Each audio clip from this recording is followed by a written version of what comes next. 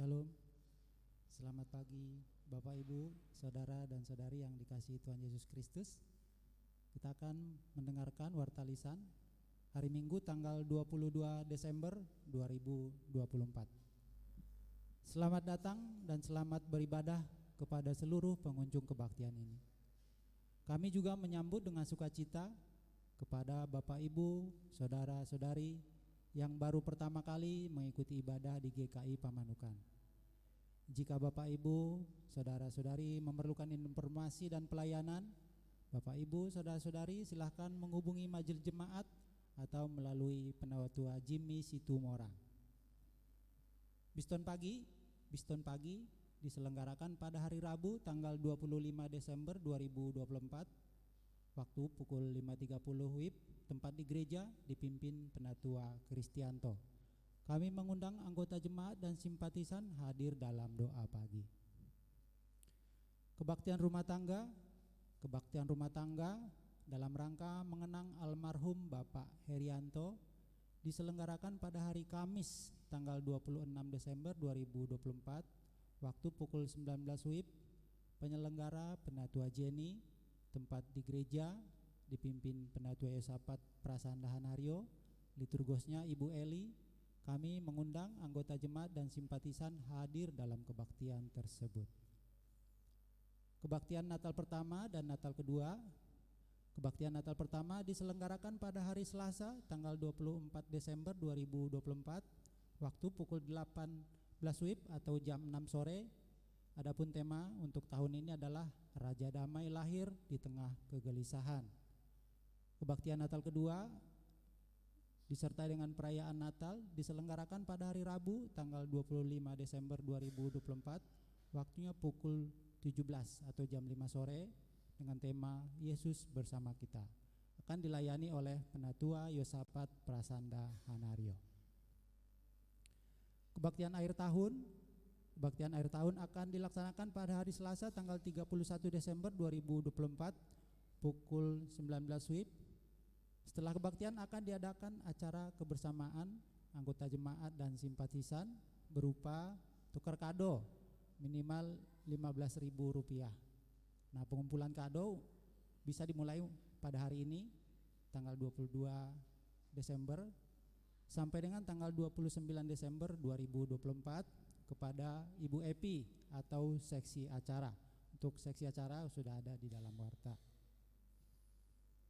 Persidangan Majelis Jemaat akan mengadakan persidangan pada hari ini, hari Minggu 22 Desember 2024 pukul 13, tempat di gereja. Jika ada usul dan saran, saudara dapat menyampaikan secara tertulis kepada Majelis Jemaat sebelum persidangan Majelis Jemaat. Anggaran dan persembahan Natal 2024 diberitahukan kepada anggota jemaat dan simpatisan. Majelis Jemaat akan menyelenggarakan perayaan Natal tahun 2024 dan kebaktian akhir tahun 2024. Untuk anggaran Natal 2024 ditentukan sebesar Rp16 juta. Persembahan yang sudah masuk sebesar Rp13.720.000.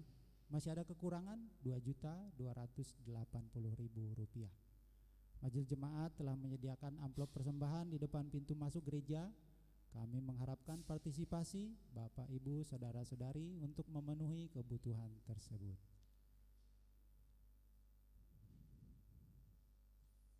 Untuk persembahan yang masuk tanggal 14 sampai dengan 20 Desember 2024 sebesar Rp10.295.000. Nah, untuk tambahan warta Bapak Ibu, kebetulan ada perayaan Natal PGIS tanggal 29 Desember ini.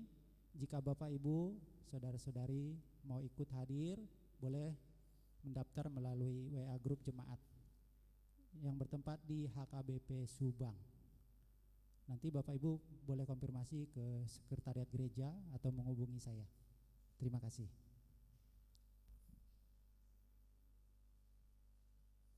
Sekian warta lisan pada hari ini.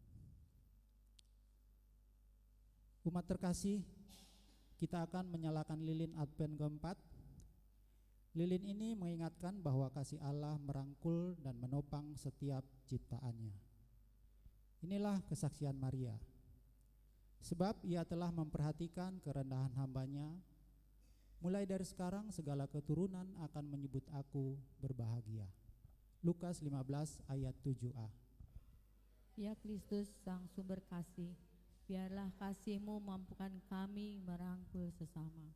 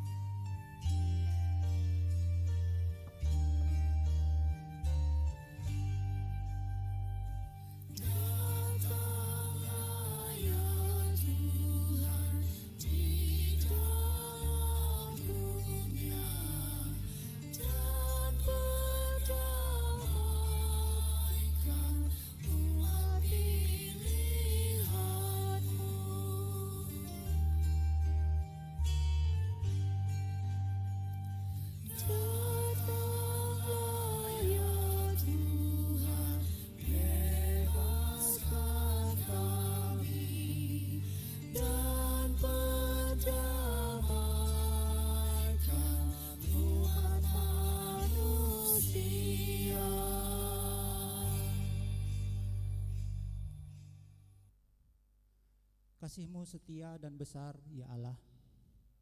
Bersyukur kepadamu. Kasih-Mu memelihara hidup kami. Kami bersyukur kepadamu. Umat kami undang bangkit berdiri.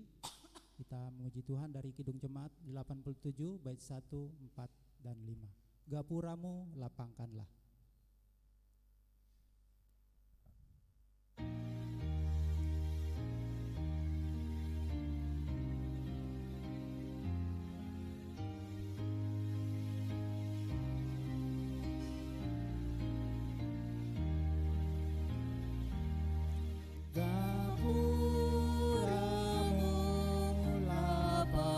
Lapangkanlah, menyambut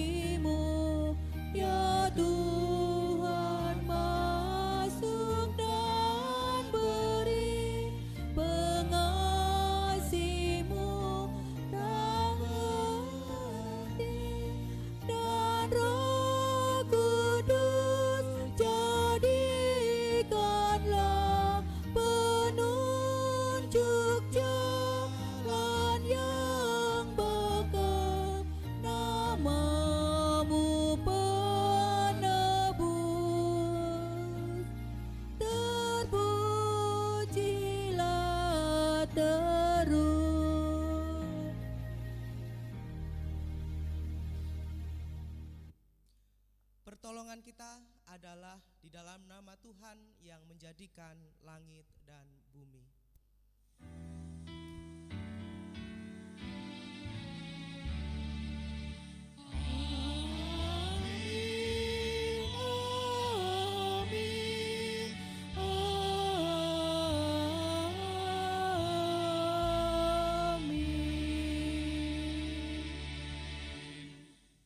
Tuhan beserta saudara dan saudari.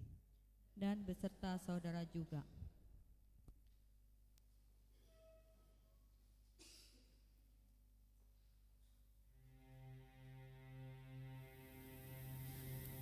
Aku kecil, kata mereka.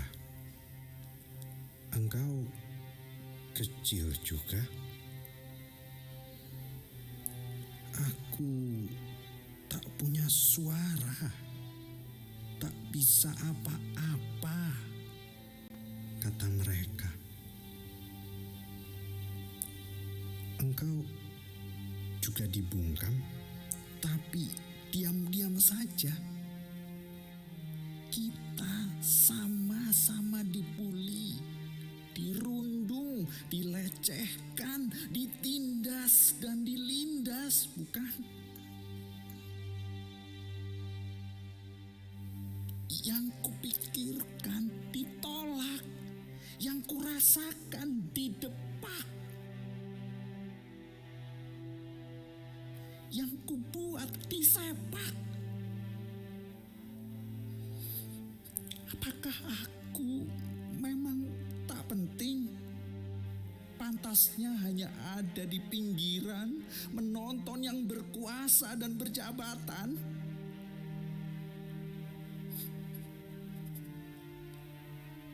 Apakah aku ada, Tuhan?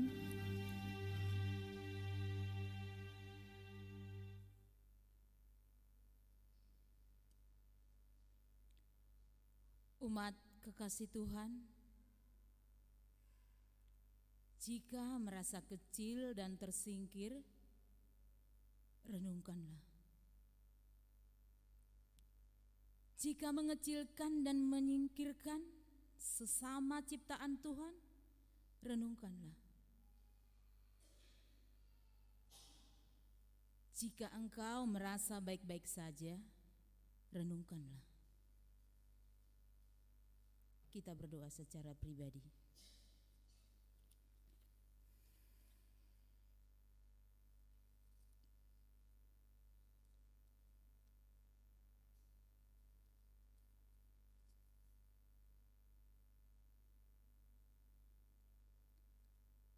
Ampunilah kami ya Allah, ketika kami melihat diri kami terlalu kecil, bahkan untuk memahami diri dan karya-Mu yang agung.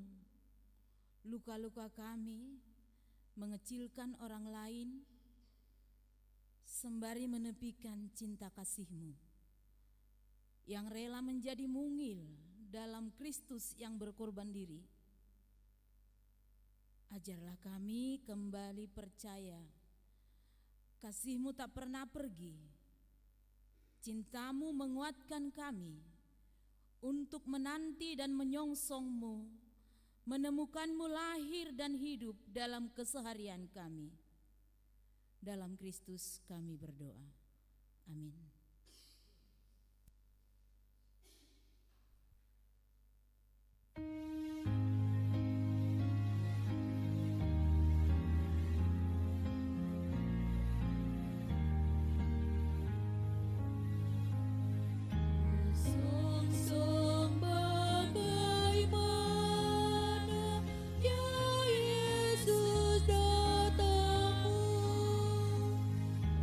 Engkau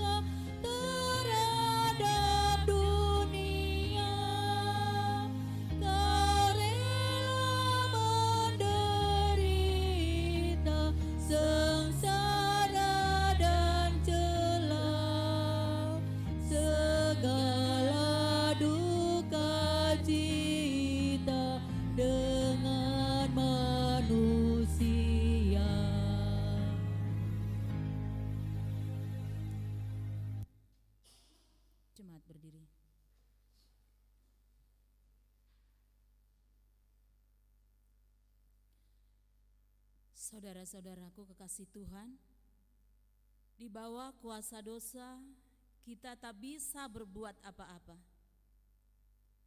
Segala yang kita buat, bahkan yang kita korbankan tak bisa mengubah keadaan. Akan tetapi, kasih dan kehendak Allah dalam Kristus mengangkat kita. Ibrani 10 ayat 10 dinyatakan, karena hendaknya inilah kita telah dikuduskan satu kali untuk selama-lamanya oleh persembahan tubuh Yesus Kristus. Di dalam Kristus engkau telah diampuni, Di dalam Kristus engkau pun telah diampuni. damai Kristus bagimu. Damai Kristus bagimu juga.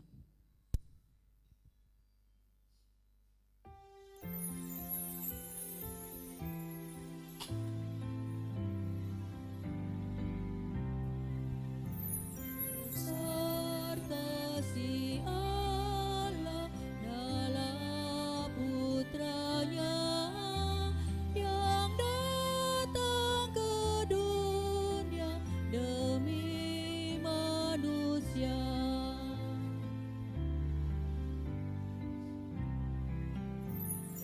Kasih-Nya mengalir bak sungai deras, mendamaikan hati, enyahkan cemas.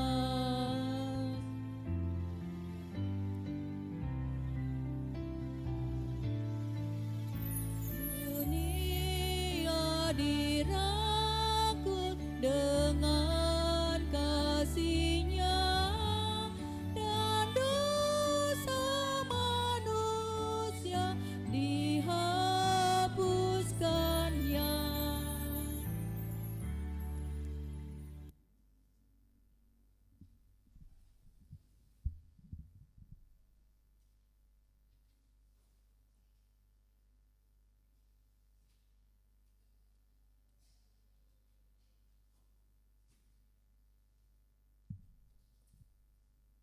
Mari kita berdoa sebelum kita membaca dan juga merenungkan kitab suci.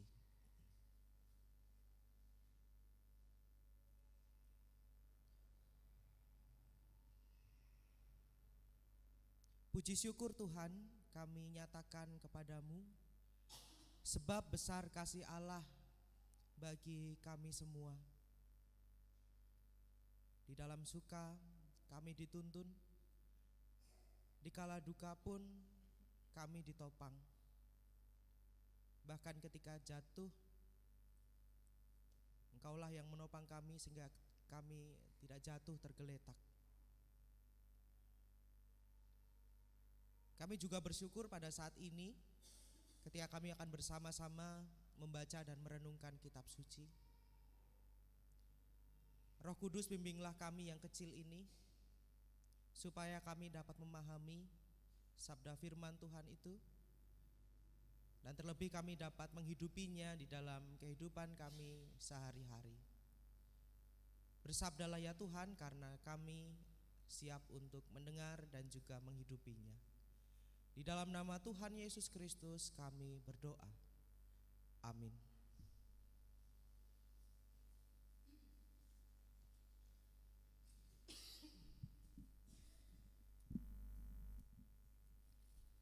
Bacaan pertama diambil Mika 5 ayat 2 sampai 5. Bacaan pertama diambil dari Mika 5 ayat 2 sampai 5. Sebab itu Ia akan membiarkan mereka sampai waktu perempuan yang akan melahirkan telah melahirkan. Lalu selebihnya dari saudara-saudaranya akan kembali kepada orang Israel. Maka Ia akan bertindak dan akan menggembalakan mereka dalam kekuatan Tuhan. Dalam kemegahan nama Tuhan Allahnya, mereka akan tinggal tetap. Sebab sekarang Ia menjadi besar sampai ke ujung bumi, dan Dia menjadi damai sejahtera apabila Asyur masuk ke negeri kita, dan apabila ia menginjak tanah kita, maka kita akan membangkitkan melawan Dia 7 gembala, bahkan 8 pemimpin manusia. Mereka itu akan mencukur negeri Asyur dengan pedang dan negeri Nimrod dengan pedang terhunus. Mereka akan melepaskan kita dari Asyur. Apabila ia ini masuk ke negeri, kita akan menginjak daerah kita. Demikianlah sabda Tuhan.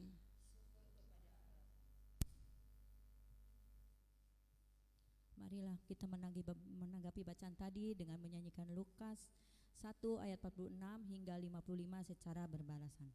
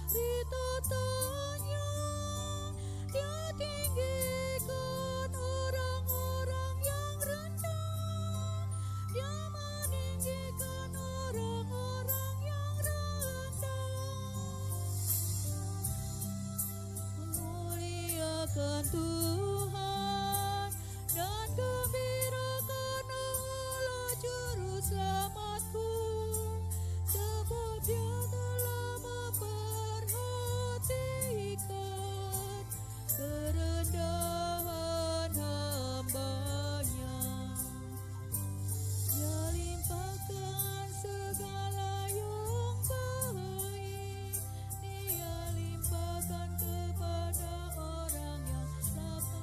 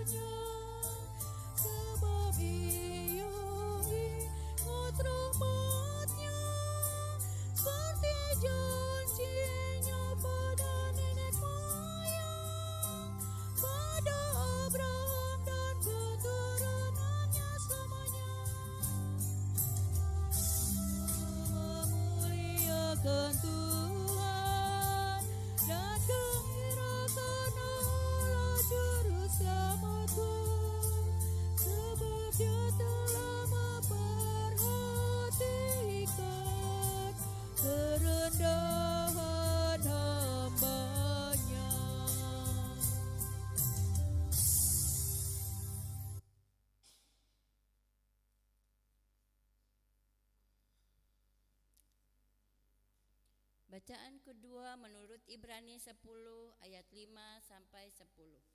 Bacaan kedua Ibrani 10 ayat 5 sampai 10. Karena itu ketika ia masuk ke dunia, ia berkata, korban dan persembahan tidak engkau kehendaki, tetapi engkau telah menyediakan tubuh bagiku. Kepada korban bakaran dan korban penghapusan dosa engkau tidak berkenan. Lalu aku berkata, sungguh aku datang dalam gulungan kitab ada tertulis tentang aku, untuk melakukan kehendak-Mu, ya Allahku. Di atas ia berkata, korban dan persembahan, korban bakaran dan korban penghapusan dosa tidak engkau kehendaki, dan engkau tidak berkenan kepadanya. Meskipun dipersembahkan menurut hukum Taurat. Dan kemudian katanya, sungguh aku datang untuk melakukan kehendak-Mu. Yang pertama ia hapuskan, supaya menegakkan yang kedua. Dan karena kehendaknya inilah kita telah dikuduskan satu kali untuk selama-lamanya oleh persembahan tubuh Yesus Kristus. Demikianlah sabda Tuhan. Kepada Allah. Injil Tuhan kita Yesus Kristus menurut Lukas 1 ayat 39 sampai 45. Lukas 1 ayat 39 sampai 45.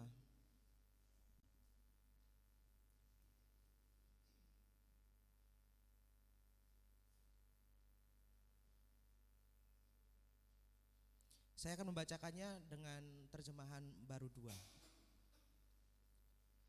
Beberapa hari kemudian berangkatlah Maria dan bergegas menuju sebuah kota di pegunungan Yehuda. Lalu ia masuk ke rumah Zakaria dan memberi salam kepada Elisabet. Ketika Elisabet mendengar salam Maria, melonjaklah anak yang di dalam rahimnya, dan Elisabet pun penuh dengan Roh Kudus. Lalu berseru dengan suara nyaring, diberkatilah engkau di antara semua perempuan, dan diberkatilah buah rahimmu. Siapakah aku ini sampai ibu Tuhanku datang mengunjungi aku? Sebab pada saat salammu sampai di telingaku, anak yang di dalam rahimku melonjak kegirangan. Berbahagialah ia yang percaya bahwa apa yang dikatakan kepadanya dari Tuhan akan terlaksana. Demikianlah Injil Yesus Kristus. Bahagialah kita semua yang mendengarkan firman Tuhan dan yang memeliharanya. Maranatha.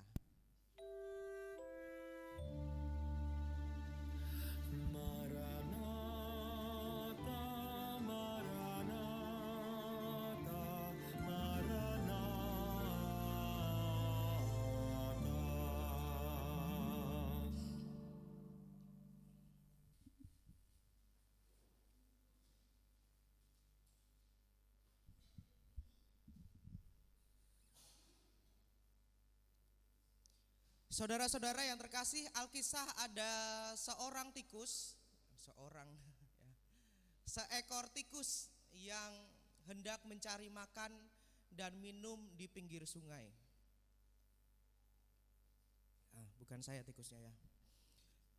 Tapi tanpa sengaja, si tikus kecil ini kemudian menabrak sebuah hewan yang besar, yaitu seekor buaya.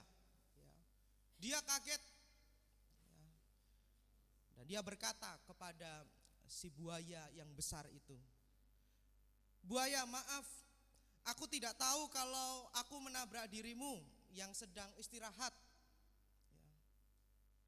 Kemudian si buaya ini menggertak si tikus, katanya, apakah engkau tidak tahu kalau aku adalah makhluk yang paling menakutkan di sini? Maaf, kalau gitu saya akan pergi, tapi tolong jangan dimakan. Saya ini sangat kecil. Kemudian buaya ini tertawa. Mana bisa aku memakanmu? Ya, tubuhmu ini sangat kecil. Kalaupun dimakan itu tidak kenyang. Aku makhluk yang paling ganas, gigiku tajam, sekali gigit, matilah engkau. Pergi. Ya. Tapi sebelum aku pergi, bolehkah aku menolongmu? Bolehkah aku melayanimu sebagai permintaan maafku? Ya.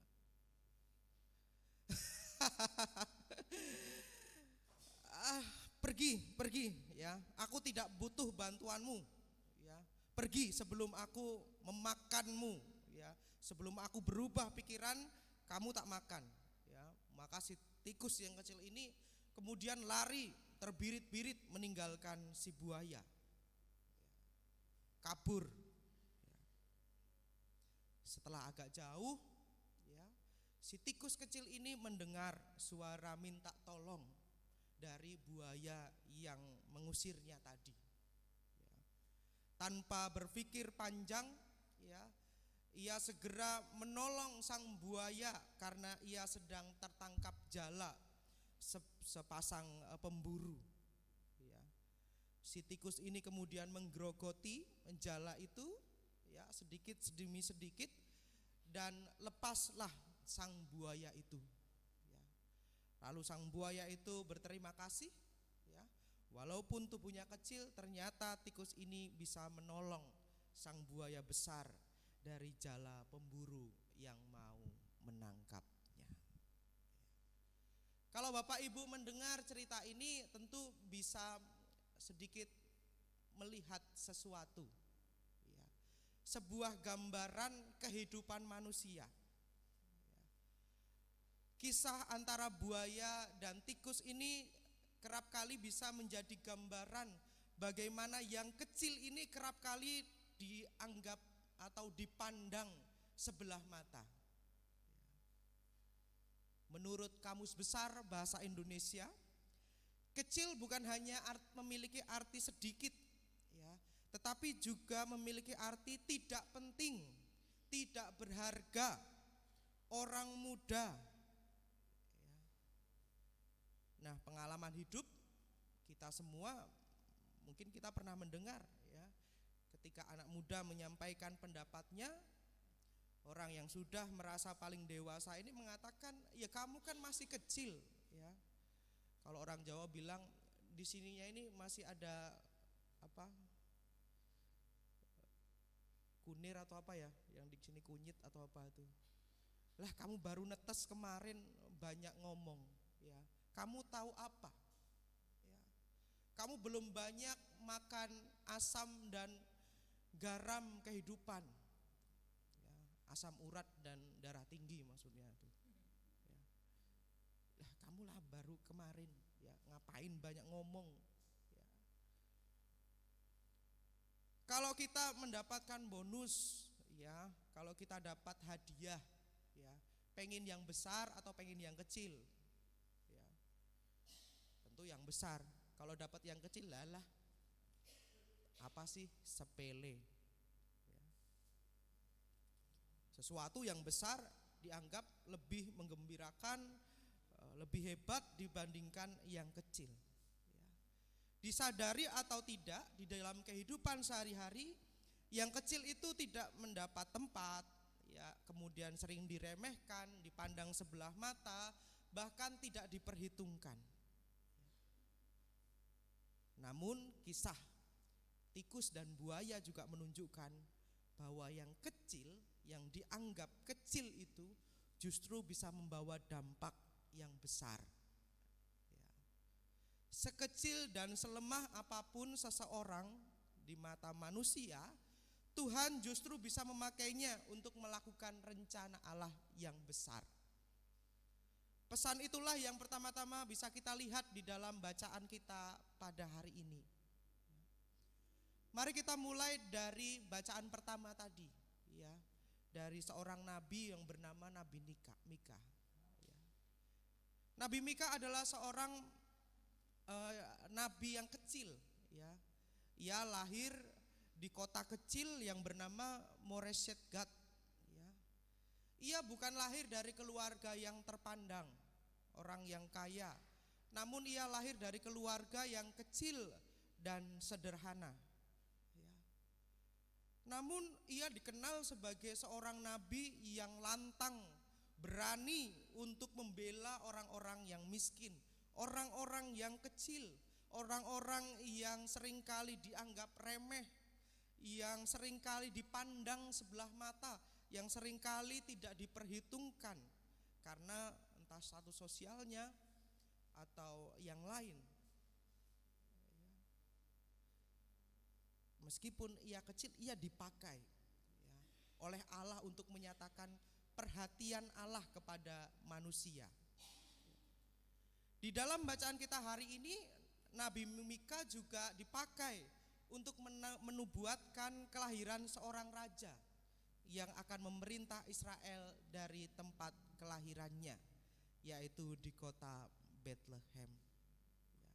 Hai Bethlehem Efrata, hal yang terkecil di antara kaum pemuda, daripadamu akan bangkit bagiku seseorang yang akan memerintah Israel. Bethlehem Efrata atau yang seringkali disebut dengan Bethlehem Yehuda adalah kota kecil yang terletak 9 km di bagian selatan Yerusalem. Biarpun Bethlehem adalah kota yang kecil, namun ketika nubuatan ini nanti digenapi, maka kota ini akan menjadi salah satu kota yang penting, yang dikenal, diingat dari masa ke masa ke seluruh dunia. Nabinya kecil, kota tempat kelahirannya kecil, dan ternyata nubuat yang disampaikan oleh Nabi Mika itu terjadi. 700 tahun kemudian, nubuatan yang disampaikan oleh Nabi Mika itu digenapi di dalam Yesus yang lahir di kota Bethlehem. Tepat seperti apa yang menjadi nubuat Nabi Mika tadi. Namun saat ini kita tidak akan banyak berbicara tentang kelahiran Yesus, ya, karena ini bukan Natal, kita masih Advent yang keempat, ya. Kalau kita bahas kelahiran sekarang, kita mencuri kemuliaan bacaan Natal nanti, ya. Kisah di dalam Advent yang keempat ini menggambarkan bagaimana pra kelahiran Sang Juru Selamat itu. Ia lahir, ya, dari atau di kota yang kecil, dinubuatkan oleh nabi yang kecil. Kini ia mengandung dan dilahirkan dari seorang wanita yang kecil, ya, yang bernama Maria. Apa maksudnya? Apa karena tubuhnya Maria kecil gitu disebut wanita yang kecil? Jelas bukan. Ya. Pada saat malaikat Gabriel memberitahukan kabar sukacita bahwa Allah akan menyatakan rahmat dan kasih karunia-Nya dengan memilih dan menentukan Maria menjadi ibu dari Yesus Kristus Sang Juru Selamat, Maria sedang bertunangan dengan Yusuf. Artinya saat Maria mengandung bayi Yesus, ia ada dalam keadaan tanpa suami. Bagi orang-orang Yahudi di zaman itu yang sangat berpegang teguh pada hukum Taurat, keadaan itu bukan hanya menjadi keadaan yang memalukan, menjadi aib bagi keluarga, tetapi juga justru sangat membahayakan. Ya. Kenapa? Karena Maria ini akan dianggap sebagai seseorang yang telah melakukan dosa perzinahan. Ya. Dan menurut hukum Taurat, hukumannya tegas. Ya. Ia harus dilempari dengan batu hingga mati. Ia akan dipandang sebagai orang yang kecil, orang yang diremehkan, dianggap memalukan dan seterusnya. Namun demikian, walaupun Maria tahu betul konsekuensi yang harus ditanggungnya, tetapi ia mengatakan dirinya sebagai seorang hamba Tuhan. Seorang hamba adalah seorang yang mau mengutamakan ketaatan kepada sang tuannya. Ia mengutamakan ketaatan tanpa syarat kepada kehendak dan rencana tuannya, yaitu Allah sendiri. Dan tadi sudah dinyanyikan oleh Bu Acin, ya. Alih-alih ada dalam ketakutan, justru ia bisa memuji Tuhan. Jiwaku memuliakan Tuhan dan hatiku bergembira karena Allah juru selamatku. Sebab ia telah memperhatikan kerendahan hambanya. Ia mengakui dirinya sebagai seorang hamba yang rendah. Tapi justru karena kerendahan inilah, ya, Tuhan memperhatikannya. Ia menjadi salah satu bagian dari karya Allah bagi dunia. Itu yang menggembirakan hatinya. Serupa tapi tak sama, kita juga bisa melihat itu yang dirasakan juga oleh Elizabeth, ya, saudara Maria yang dia kunjungi di dalam bacaan kita hari ini. Ya. Kita tahu, ya, Elizabeth ini dikenal sebagai perempuan yang mandul. Ya. Bagi orang Yahudi zaman itu, ya, kemandulan dianggap sebagai aib, sehingga mereka kerap dianggap yang kecil tadi, ya, diremehkan, tidak berarti, ya, tidak dipedulikan, kecil, ya. Namun yang menarik justru yang dipandang kecil, yang diremehkan oleh standar dunia itu justru mendapat perhatian dari Allah. Ia justru mendapat kasih karunia dari Tuhan. Ibu Elizabeth juga dipakai Allah untuk melahirkan seorang anak yang kelak akan mempersiapkan jalan bagi kedatangan Sang Juru Selamat. Bacaan kita hari ini menunjukkan bahwa di sepanjang sejarah kehidupan manusia, Allah melibatkan manusia baik laki-laki maupun perempuan, dari kalangan status sosial tinggi maupun rendah. Mereka dipanggil Tuhan untuk menyatakan kasih-Nya kepada dunia.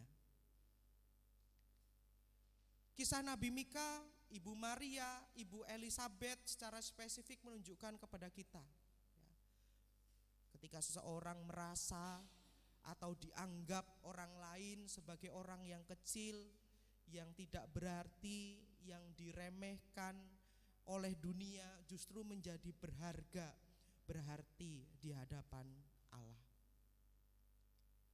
Oleh karena itu, janganlah kita juga merasa rendah diri, merasa minder ketika kita merasa kecil atau dianggap kecil oleh karena keadaan status kita, status sosial, ya, ataupun karena keadaan, atau karena kebaikan kecil, perubahan baik kecil yang telah kita lakukan.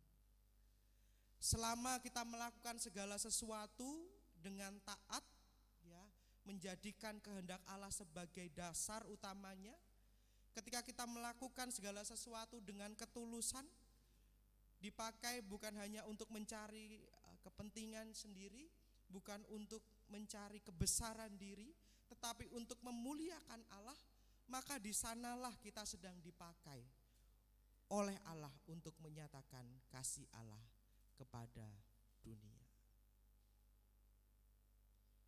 Yang juga tidak kalah penting, kalau Tuhan saja mau memperhatikan, tidak meremehkan orang-orang yang kecil untuk menyatakan kehendak-Nya, maka sebagai umat-Nya pun kita juga tidak boleh meremehkan seseorang, sekecil apapun status dan hal baik yang dilakukannya. Ingatlah kisah buaya dan tikus tadi. Jangan-jangan orang pertama yang telah kita remehkan bisa jadi suatu saat menjadi orang pertama yang akan menolong kita saat kita juga sedang direndahkan atau sedang meminta pertolongan. Amin.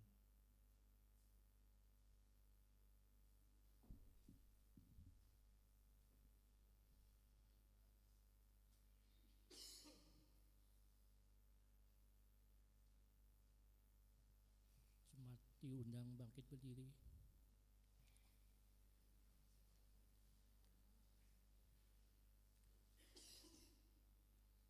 Mari kita bersama dengan umat Allah di masa lalu, masa kini, dan masa depan mengingat janji baptisan kita dengan mengikrarkan pengakuan iman rasuli.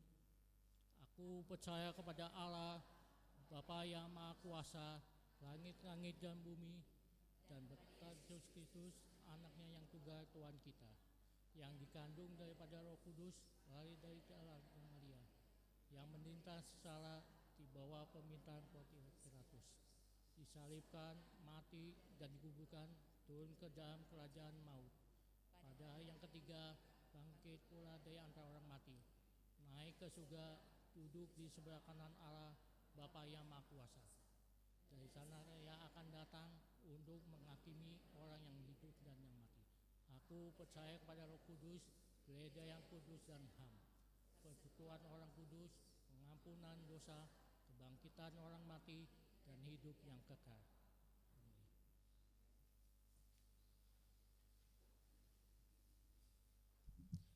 Mari kita bersama-sama menaikkan doa syafaat kita.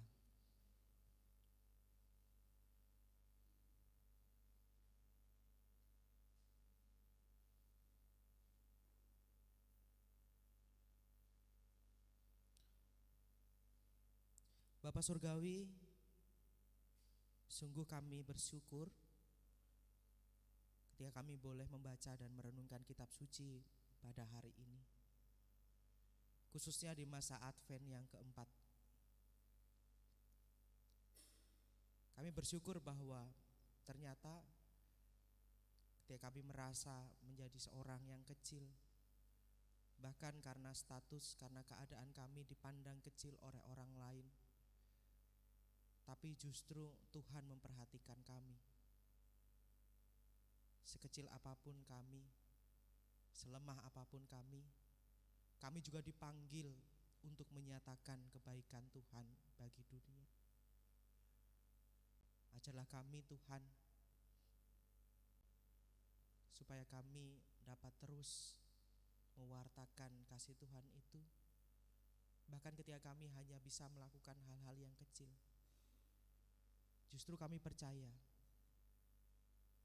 ketika kami melakukan segala sesuatu hal kecil tetapi dengan cinta yang besar, maka perubahan yang besar akan terjadi.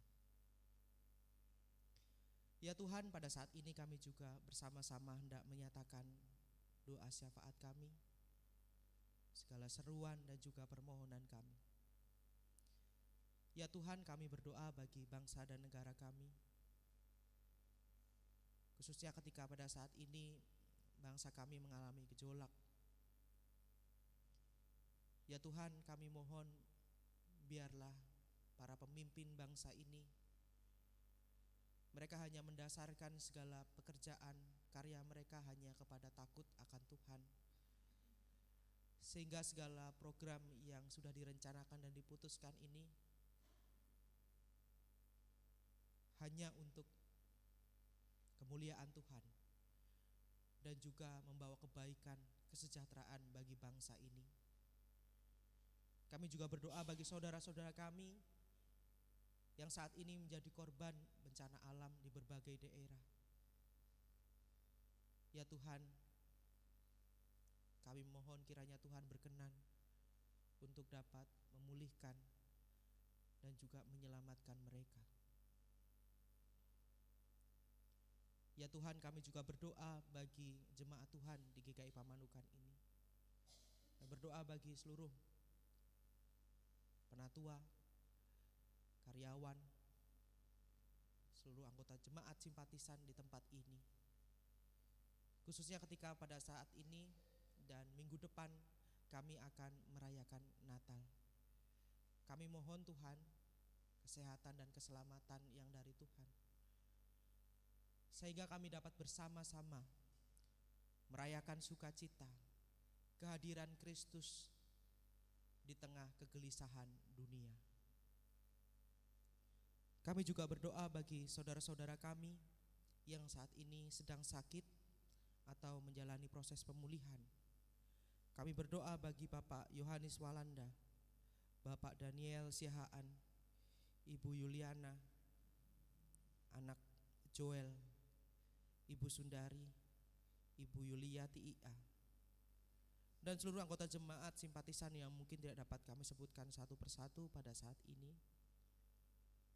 Tuhan, biarlah di tengah segala kegelisahan hati mereka, di tengah rasa takut yang hinggap di dalam pikiran mereka, bahkan di tengah rasa sakit yang mereka rasakan saat ini, biarlah Tuhan turut menguatkan mereka.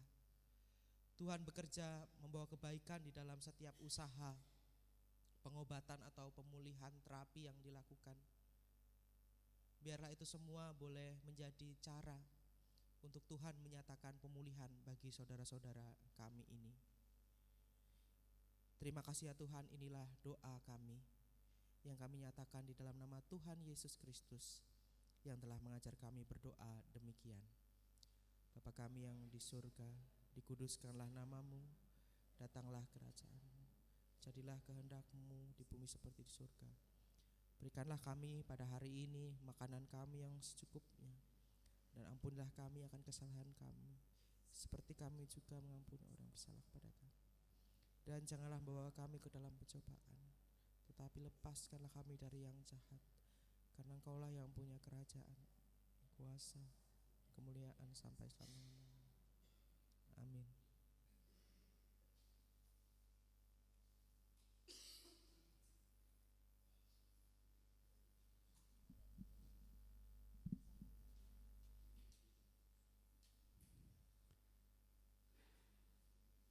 Saudara-saudara kekasih Tuhan, kita memang tidak selalu bisa mencukupi tuntutan dunia ini.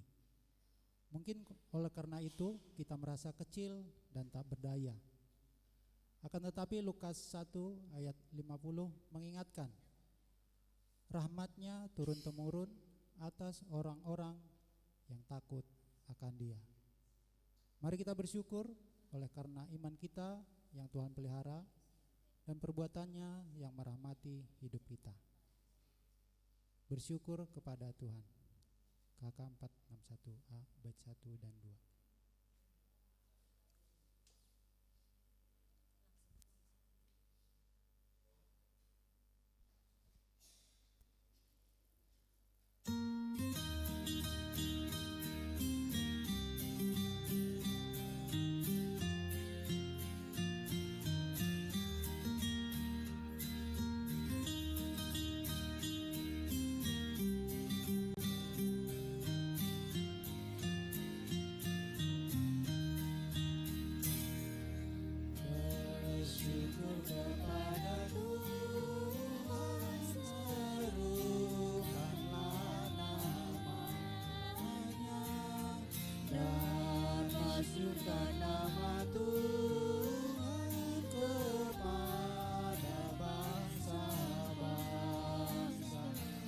Bernyanyi baginya dan bermasmur baginya, percakapkan perbuatannya yang ajaib. Bermegahlah tak henti dalam nama yang kudus, wahai orang-orang yang mencari Tuhan. Aku mengagungkan Tuhan Allah yang Maha Kudus, dan memuliakan Dia selama aku hidup. Hai, bernyanyi baginya dan bermasmur baginya, percakapkan perbuatannya yang ajaib. Dalam nama-Nya kudus, wahai orang yang mencari Tuhan. Sorak-soraklah umat Tuhan, sorak-soraklah, sorak-soraklah umat Tuhan, sorak-soraklah. Mari kita bawa persembahan kita di dalam doa. Terima kasih ya Allah yang penuh kasih untuk yang besar dan kecil yang kami telah terima dan mampu kami bagi dalam kehidupan kami.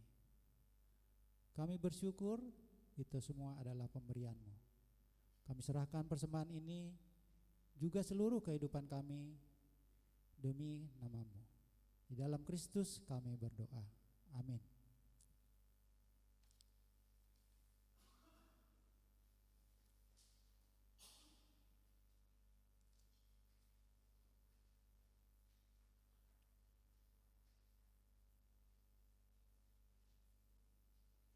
Umat kekasih Tuhan, nantikanlah Tuhan yang peduli pada yang tersisih, yang memberi anugerah bagi yang terpinggir. Mari kita menjadi pribadi yang berani terbuka untuk berbagi cinta.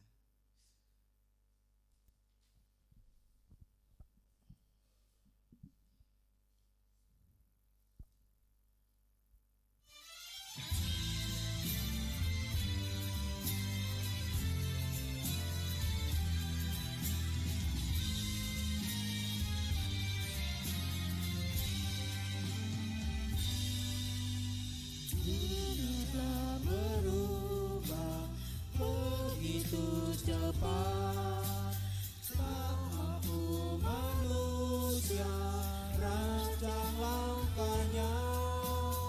Hari demi hari kalau mencengkram, orang tak peduli pada sesama.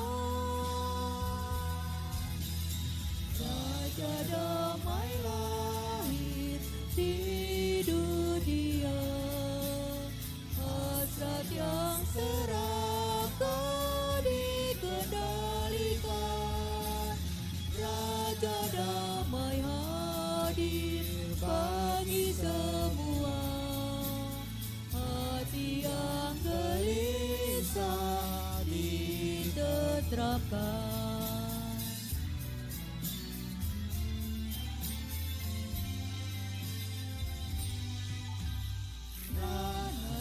Berkaya makin berubah, tak semua orang mampu mengejar. Serakah pun jadi cara bertahan untuk melanjutkan jalan hidupnya. Raja damai lahir di dunia, hasrat yang serakah dikendalikan. Raja damai hadir bagi semua hati yang gelisah ditenteramkan.